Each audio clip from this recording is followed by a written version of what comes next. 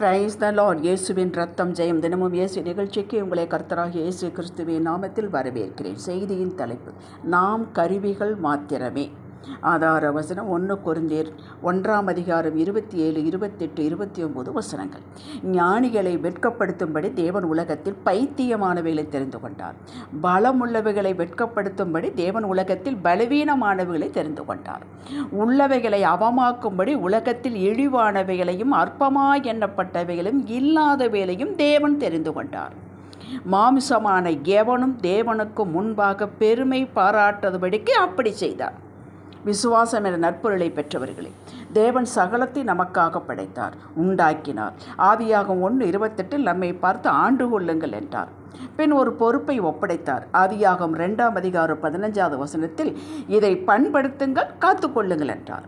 நமக்கு அதிகாரமும் வல்லமையும் கொடுத்து விட்டுத்தான் இந்த பொறுப்புகளை கொடுத்தார். ஏதும் கொடுக்காமல் நம்ம எதையும் செய்ய சொல்வதில்லை கர்த்தர். பிசாசு கொள்ளை கொண்டு போகாதபடிக்கு உங்களுக்கு உடையதை உள்ளதை பற்றி கொள்ளுங்கள். இதுதான் காத்துக்கொள்ளுதல். உங்களுக்கு விசுவாசம் கொடுக்கப்பட்டிருக்கிறது. ஆவியானவர் இருதயத்தில் ஊட்டப்பட்டிருக்கிறார். ரட்சிப்பு கொடுக்கப்பட்டுள்ளது. புது வாழ்வு கொடுக்கப்பட்டுள்ளது. அவரை போன்ற புதிய மனுஷனை தரித்து கொண்டிருக்கிறீர்கள். இவைகளை இறுக பற்றி கொள்ள வேண்டும். பிசாசு கொள்ளை கொண்டு போக விட்டுவிடக்கூடாது. இது நம்முடைய பொறுப்பு. இதுதான் காத்துக்கொள்ளுதல். அதை மேலும் மேலும் டெவலப் பண்ணுவதுதான் பண்படுத்துதல். இதற்கு ஒரே வழி, நாம் அவருக்கு கீழ்ப்படிதல். இது எப்படி செய்வது என்று யோசனிக்க வேண்டாம். அவருக்கு கீழ்ப்படிந்தால் போதும். நமக்குள்ளே இருக்கிற ஆவியானவருக்கு கீழ்ப்படிந்தால் போதும். பின் பிசாசிற்கு எதிர்த்து நில்லுங்கள், அவன் ஓடியே போவான். யாக்கோபு 4:7. சகலமும் அவராலும் அவர் மூலமாயும் அவருக்காக இருக்கிறது. அவருக்குத்தான் என்றென்றைக்கும் மகிமை. ரோமர் 11:36. ஐஸ்வர்யத்தை சம்பாதிக்க பலன் ஞானம் கொடுக்கிறவர் அவர். உபாகம் 8:18. நம்மை பார்த்து சொல்கிறார், என் சாமர்த்தியமும் என் கைபலனும் இந்த ஐஸ்வர்யத்தை எனக்கு சம்பாதித்தது என்று உன் இருதயத்தில் சொல்லிக் கொள்ளாமலும் இருக்க எச்சரிக்கையாயிரு என்றார். உபாகம் 8:17. அவருடைய பலனெல்லாம் நம்மால் ஏதும் செய்ய முடியாது. யோவான் 15:5 படித்துப்பார். என்னால் என்று உங்களால் ஏதும் செய்யக்கூடாது சொல்லிவிட்டார்.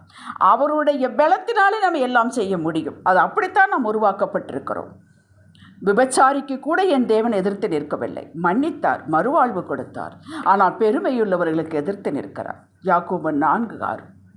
ஒருவனை உயர்த்த அவரால் முடியும், தாழ்த்தவும் அவரால் முடியும், அவர் அறிவார். சிறியவனை புழுதியிலிருந்தும் எளியவனை குப்பையிலிருந்து தூக்கி எடுத்து ராஜாக்களோடு பிரபுக்களோடு அமர்த்துகிறார். நாம் தான். நான் எளியவன், சிறியவன், அவ்வளவா ஞானம் இல்லை, சாமர்த்தியம் இல்லை, பணபலம் இல்லை, ஆள்பலம் இல்லை, அது இல்லை, இது இல்லை என்று நினைத்து சோர்ந்து போகாதீர்கள். உங்களுக்கு ஒன்றும் வேண்டாம், எதுவும் வேண்டாம். நீங்களும் கர்த்தரும் இணைந்தால் போதும். சூரியனையும் சந்திரனை நிற்க வைக்க உங்களால் முடியும். மலைகளை மடுவாக்க உங்களால் முடியும். நம்முடைய பலன் ஒன்றுமில்லை, பராக்கிரமும் ஒன்றுமில்லை. அவருடைய ஆவியினாலே எல்லாம் ஆகும். சகரியா 4:6. நீங்கள் ஒப்பு கொடுத்தால் போதும், ஒப்புக்கு சப்பானியாக இருந்தால் போதும். அவர் எல்லாவற்றையும் பார்த்துக்கொள்ளும். ஆனால் முழு மனதோடு ஒப்பு கொடுக்க வேண்டும். 5 அப்பம் 2 மீன்கள் உங்கள் கையில் இருந்தால் அதை 5 2 தானே இருக்கும். அதை கர்த்தர் கையில் கொடுத்து பெருக்கி தாங்கப்பா, உங்களால் கூடும், உம்மால் கூடாத காரியம் ஒன்றுமில்லை என்று சொல்லுங்கள், பெருக்கி தருவார். உங்களிடம் என்ன தாளந்து இருக்கிறதோ, உங்களிடம் கையில் என்ன இருக்கிறதோ அதை அவரிடம் கொடுத்து விட்டு ஜெபியுங்கள். பெருக்கி தாங்கப்பா, உருவாக்குங்க, உபயோகப்படுத்துங்க என்று செய்வார். அவர் நம்மை ஃபோர்ஸ் பண்ணுவதே இல்லை. நியாயாதிபதிகள் 6ஆம் அதிகாரத்தில் வரும் கிதியோன் மீதியானியர்களுக்கு பயந்து கொண்டு கோதுமை போர் எடுத்து கொண்டிருந்தார். கர்த்தர் அவனை தேடி போனார். பராக்கிரமசாலியே என்றார். அவன், இது என்ன, நானே பயந்து கொண்டு ஏதோ கொஞ்சம் தானியம் கிடைத்தால் போதும் என்று வேலை செய்து கொண்டிருக்கிறேன், என்னை பார்த்து பராக்கிரமசாலியே என்கிறாரே என்று பயந்தான், தயங்கினான். அவன் இப்போ இருக்கும் நிலையை அவர் சொல்லவில்லை, அவனை உருவாக்க போகிற நிலையை அவர் என்ன மனதில் வைத்திருந்தாரோ அதைத்தான் சொன்னார். நம்மளையும் அப்படித்தான். நாம் இப்போ இருக்கிற நிலைமையை வைத்து நம்மை கணிக்க வேண்டாம். அவர் என்ன வைத்திருக்கிறார்? ஏசாயா 55:8-9 படிங்கள், அதுதான் நீங்கள். எரேமியா 29:11 படிங்கள், அதுதான் நீங்கள். வசனம் தெரிய வேண்டும், வசனத்தை படிக்க வேண்டும். வசனம் தெரிந்தால் தைரியமாக இருக்கலாம். மீதியானியரை முறியடிக்க உன்னை பயன்படுத்துகிறேன் என்றார் கிதியோனை பார்த்து. அவன் தன்னுடைய இயலாமை, ஏழ்மை, தாழ்வு இவற்றையே பேசுகிறான். அப்படிப்பட்டவனை தமது வார்த்தையால் பலப்படுத்தி உற்சாகப்படுத்தி அனுப்புகிறார். உனக்கு இருக்கிற அந்த பலத்தோடே போ, நீ இஸ்ரவேலை மீதியானியருடைய கைக்கு நீங்களாக்கி ரட்சிப்பாய், உன்னை அனுப்புகிற நான் அல்லவா என்ற நியாயாதிபதிகள் 6:14. இதையே தான் நம்மளுக்கும் சொல்லுகிறார். உன்னை அனுப்புகிறவன் நான் அல்லவா, உனக்கு இருக்கிற பலத்தோடு போ, நான் உன்னோடு இருக்கிறேன், நான் உனக்கு உதவி செய்வேன், உன் தலையை உயர்த்துவேன் என்கிறார்.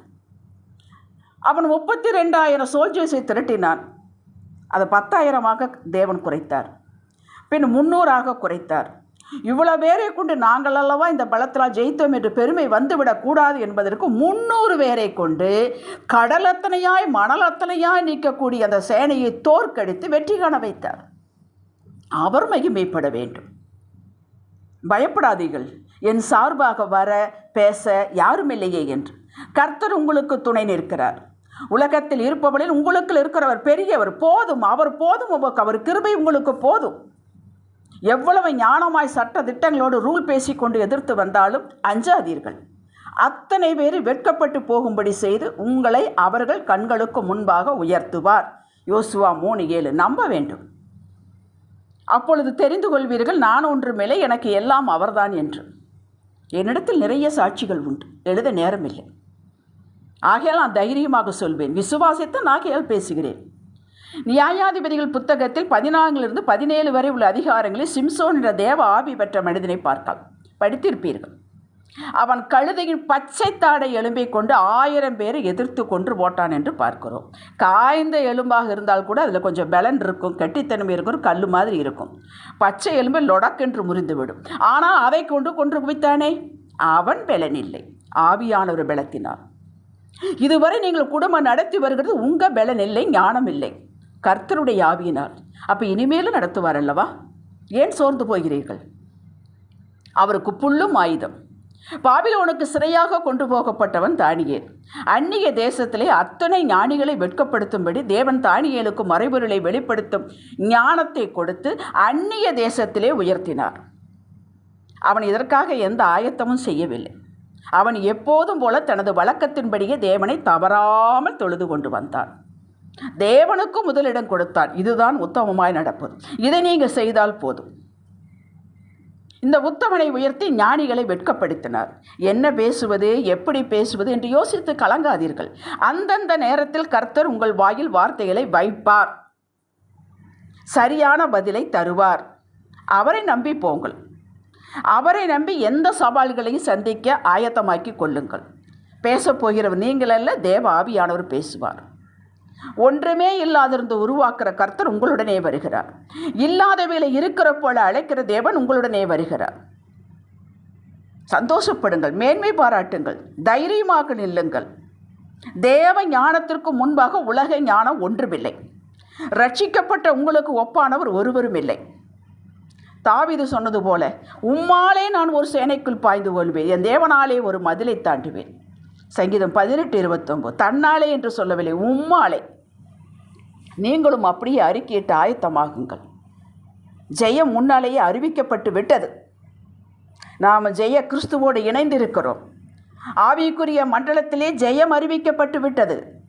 அங்கே இருந்து காணக்கூடிய மண்டலத்திற்கு உங்களுக்கு வரும். தேவன் உங்களோடு இருக்கிறார். அதனால்தான் அவருக்கு ஜெயம் கொடுக்கிற தேவன் என்று சொல்லுகிறோம். ஜெயம் பிரகடனப்படுத்திவிட்டு விட்டது. ஆவிக்குரிய மண்டலத்தில் அதை பார்க்கலாம். உங்களால் மனக்கண்களால் நீங்கள் பார்க்க வேண்டும். அதை நிஜ கண்களாக காணப்போகிறீர்கள். அவ்வளவுதான். ஜெபிக்கலாம். தகப்பனே, நீர் எங்களை தெரிந்து கொண்டது நாங்கள் பலவான்கள், ஞானிகள், வல்லவர்கள் என்பது வைத்து அல்ல. நீர் கையில் எடுக்காதிருந்தால் மண்ணோடு மண்ணாக போயிருப்போம். இப்படி போகக்கூடாது என்று எங்களை ரட்சித்து பலப்படுத்தி ஆவியில் நான் நிரப்பி இருக்கிறேன். உம்முடைய கிருபை தினந்தோறும் ஊற்றும். எங்களை பண்படுத்துங்கள், எங்களை பயன்படுத்துங்கள், உபயோகப்படுத்துங்கள். நீங்கள் மகிமைப்படுங்கள். நாங்கள் வெறும் கருவியாக இருப்பதற்கு ஆனந்தப்படுகிறோம். அந்த கருவி உம்முடைய கரத்தில் இருக்கும் கருவி. ஹல்லேலூயா. தேவனுடைய கையில் நாங்கள் அலங்காரமான கிரீடம், தேவனுடைய கரத்தில் ராஜமுடியுமாயிருக்கிறோம். உம்முடைய கரத்தில் இருக்கிறோம். நாங்கள் விழுந்தாலும் எழுந்தாலும் நடந்தாலும் ஓடினாலும் உம்முடைய கரத்துக்குள் இருக்கிறோம். உம்முடைய மேய்ச்சலின் ஜனங்கள், கைக்குள்ளான ஆடுகள். அவ்வளவே. இயேசுவே நாமத்தில் பிதாவே, ஆமென். ஹல்லேலூயா.